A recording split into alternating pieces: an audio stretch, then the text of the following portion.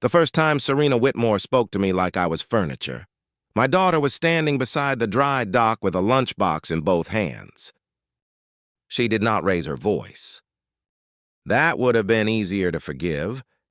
She only looked at my work boots, then at the coil of rope on my shoulder, then at the grease on the cuff of my jacket, and said to the man beside her, "Why is the Dockhand still here?" The dock went quiet in that strange way working places go quiet when someone important forgets that the people doing the work can hear. My daughter, Maisie, was 10 years old. She had brought me a sandwich because it was Saturday, and Saturday was the only day she could come to the yard without missing school.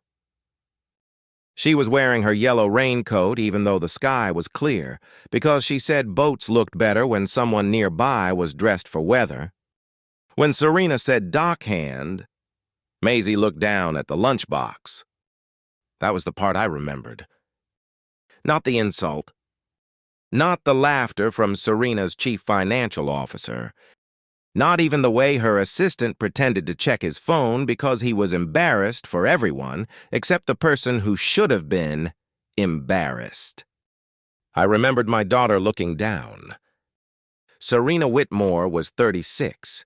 The new CEO of Whitmore Marine Works, and the only daughter of the late Graham Whitmore, a man who had built expedition vessels, rescue cutters, and research boats that could cross oceans most people were afraid to name. She stood on the edge of Dry Dock 3 in a navy coat, clean heels, and a face made of control. Behind her was Lowell Crane, CFO, board favorite, and the man trying to sell the yard to a private shipping conglomerate called Harrow Point Global. The sale was worth $860 million. That number had been in every business paper on the coast for a month. $860 million. A clean exit. A strategic future. A once-in-a-generation liquidity event. Those were Lowell's words. None of them meant anything to the welders whose mortgages depended on the yard. None of them meant anything to the families who had launched boats from those slips for 3 generations. And none of them meant anything to the unfinished vessel sitting in Dry Dock 3. Hull 19. My hull! Serena pointed toward the half-covered vessel. We need this bay cleared before the investor walked through. Lowell smiled. Already scheduled. The restoration crew can scrap the old hull by Wednesday. My hand tightened on the rope. Maisie noticed. She always noticed too much. That old hull, I said, before I could stop myself, is not scrap. Serena turned slowly.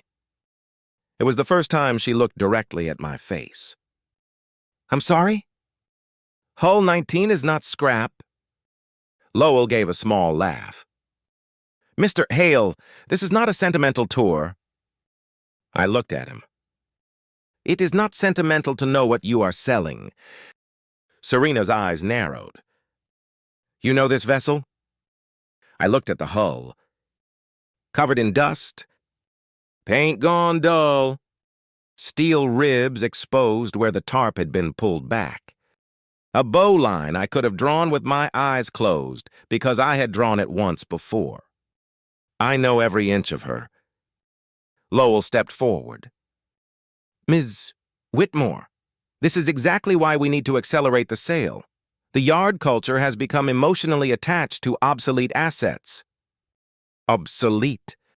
That word did something to me. Maisie's fingers closed around the lunchbox handle. I could have stayed quiet. For 4 years, quiet had been my safest tool.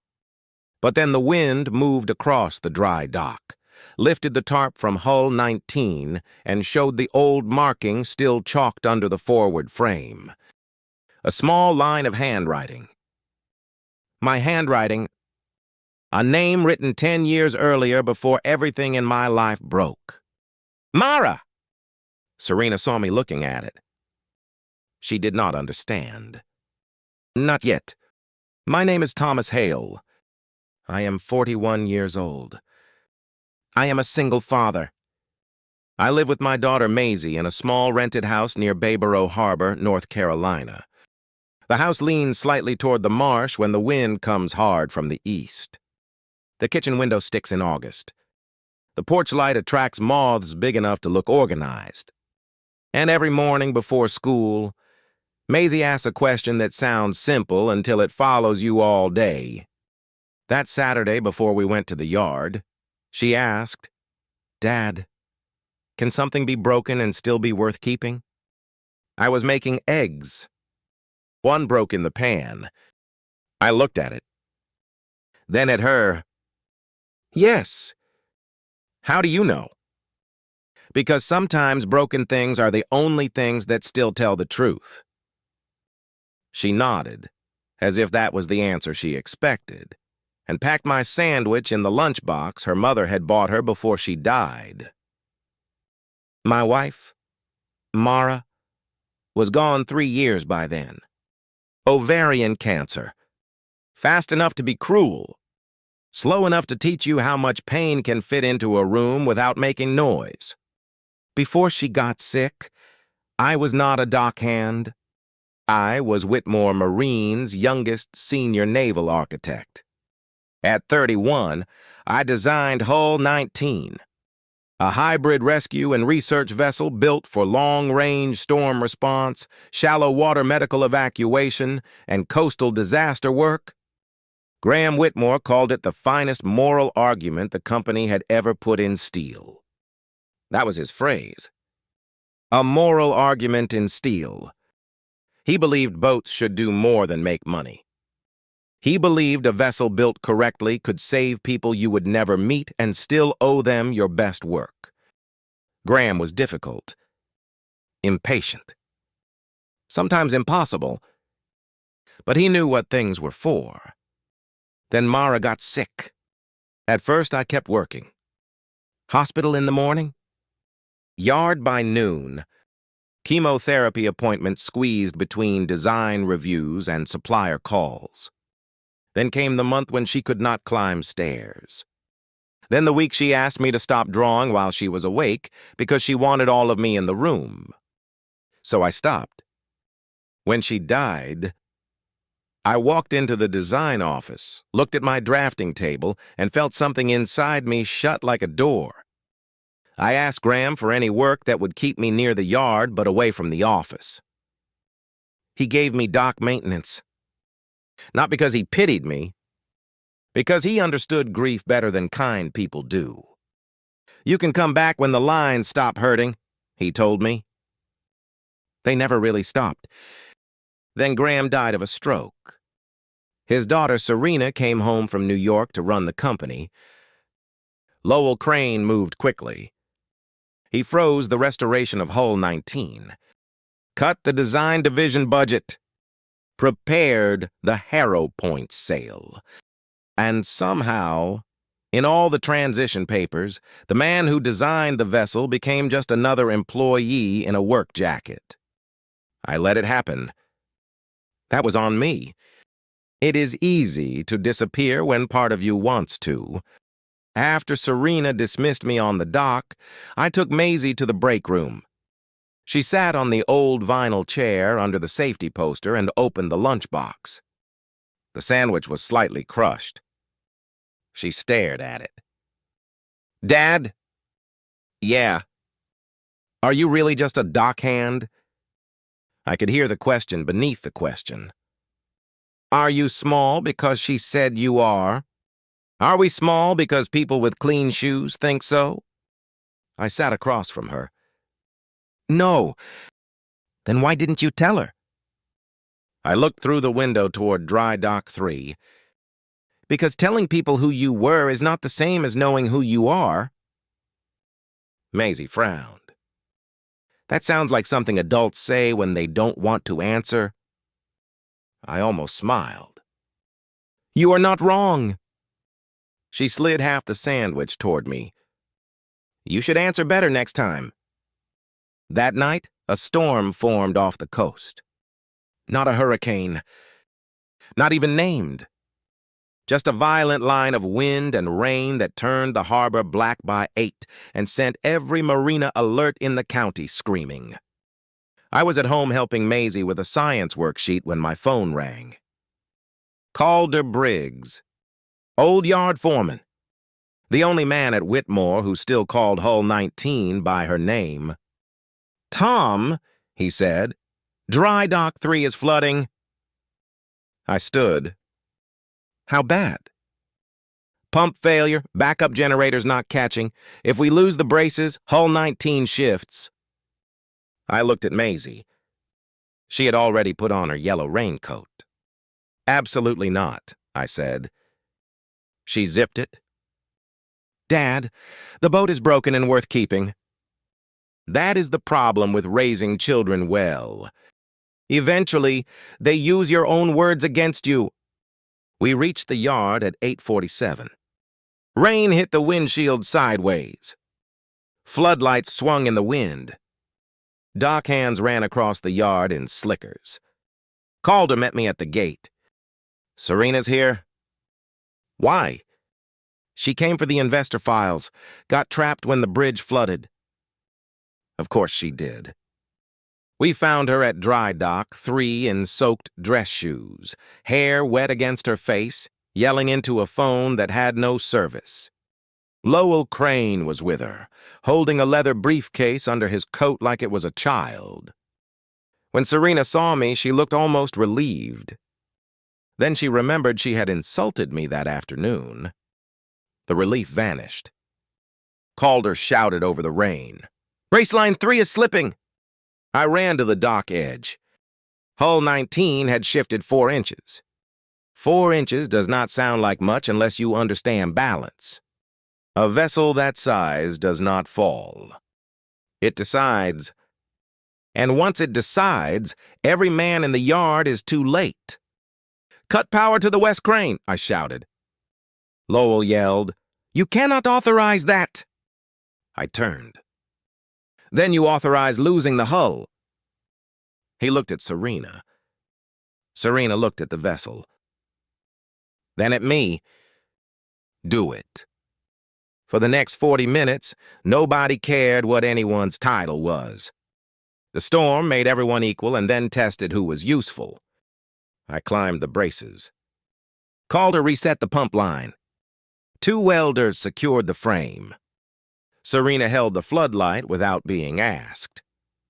Maisie stayed with the night guard in the office, face pressed to the glass, watching me work. At 9:36, the west brace caught. At 9:41, the pump restarted. At 9:48, Hull 19 settled back into her cradle. The yard exhaled. Serena stood beside me under the rain, breathing hard. "You knew exactly where she would shift?" "Yes." "How?" I looked at the hull. "Because I designed her." Lightning flashed somewhere beyond the harbor. For a moment, Serena's face was completely still. Then she whispered, "You're Thomas Hale." I said nothing. She closed her eyes once. "My father kept your drawings in his office?" That hurt more than I expected. "He kept everything." Lowell interrupted. "This is touching, but we still have an investor walkthrough at 9. The sale remains the priority." Calder laughed. It was not a friendly sound. "You almost lost the vessel that blocks your sale, didn't you, Lowell?" Lowell's face changed. "Just enough." Serena noticed. "So did I." The next morning, Serena came to the workshed alone. No assistant? No Lowell. No clean certainty. She held a folder against her chest. "I found something in my father's files." She placed it on my workbench. Inside was a copy of a trust amendment dated 2 years before Graham died. 8% of his personal voting shares placed in a heritage protection trust. Voting control assigned to one person until 2032. Thomas Hale. My name. I stared at it. The room narrowed. Serena said, "Lowell was trustee for the estate. He was supposed to notify you." "He didn't." "No." I turned the page. There was a letter. Graham's handwriting. "Tom, if Serena ever has to choose between the yard and the money, she will need someone in the room who understands what this place is worth beyond valuation. I chose you because you once refused to reduce a rescue hull's safety margin, even when it cost us a 7-figure client. You were right. I was proud of you then. I am prouder still if this letter finds you back on your feet." I could not read the last line at first. My vision blurred. Serena stood silently. For the first time since I met her, she did not try to manage the moment. She let it be heavy. Finally, I folded the letter. "Why now?" "Because Lowell is moving the shareholder meeting up." "When?" "Friday." It was Tuesday. The sale vote was in 3 days. Serena pulled another paper from the folder. An email from Lowell to outside counsel. "Do not notify Hale Trust beneficiary until after Harrow Point close. Heritage clause may complicate clean transfer." Serena's jaw tightened. "He knew your vote could block the sale." I looked toward the window. Maisie was outside on the dock with Calder, drawing something on a clipboard. A boat, probably. Always boats. "For 4 years," I said, "I have been trying not to be the person Graham believed in." Serena's voice softened. "And now?" I watched my daughter hold the pencil against the wind. "Now I have 3 days to remember him." We worked through those 3 days like the yard was already on fire. Serena brought the financials. I brought the design plan I had buried in a drawer under old invoices. Not just restoration, a future. Reopen the design division. Complete Hull 19 as the first vessel in a new line of coastal response craft. Keep 218-yard jobs. Create 26 new positions across design, fabrication, and maintenance. License disaster response technology without selling the yard. Preserve the name Whitmore Marine Works. Lowell told shareholders Serena was emotionally compromised. He said she was protecting a sentimental relic and a dockhand with personal influence over her judgment. The article appeared Thursday morning. Whitmore CEO's judgment questioned amid relationship with yard employee. Maisie saw it on a tablet at school. When I picked her up, she was quiet, too quiet. "In the truck," she finally said. "Are they talking about you?" "Yes." "Are they lying?" "Not completely." She looked at me. "Do you love her?" I almost drove into a mailbox. "Maisie, you looked at her like you look at boats you want to fix." I pulled over. Rain from the night before still clung to the grass beside the road. "I care about her," I said carefully. "Is that bad?" "No." "Then why do you look scared?" "Because children are merciless when they are right. Because caring makes things easier to lose." Maisie looked out the window. "Mom would say that is not a reason to keep your hands in your pockets." I closed my eyes. Mara would have said exactly that. On Friday morning, 11 shareholders gathered on the top-floor conference room overlooking Bayboro Harbor. Lowell presented first. Harrow Point Global. $860 million. Immediate liquidity. Streamlined operations. Brand integration. Design rights transfer. He said those last 3 words quickly. I heard them like a door locking. Then he showed the article. He did not read it aloud. He did not need to. The implications sat there for everyone to see. Serena stood. She was not dramatic. She did not defend her feelings. She placed 3 documents on the projector. The trust amendment, Graham's letter, Lowell's email suppressing notice. The room changed. An older shareholder named Beatrice Morrow leaned forward. "Lowell," she said, "please tell me this is not accurate." Lowell adjusted his cuff. The timing of notification was a legal matter. "No," Serena said. "It was a control matter." Then she looked at me. I stood at the far end of the room. Same work jacket. Same hands. Same man they had all walked past for years. I did not speak loudly. I did not need to. I told them what Hull 19 was built to do. Storm response. Medical evacuation. Shallow water rescue. Research support. I told them what Graham believed. That a shipyard without purpose becomes real estate with cranes. Then I showed them the plan. Not a dream. Numbers. Timeline. Contracts Calder had quietly confirmed. Letters from 2 coastal agencies interested in the vessel class. Projected revenue within 5 years. 26 new jobs. 218 preserved. And at the end, I said, Graham Whitmore trusted me with 8% because he believed I would not sell the yard's soul for a clean exit. I will vote against the sale. I sat down. The room stayed silent. The vote took 9 minutes. Serena's 34%. My 8. Beatrice's 12.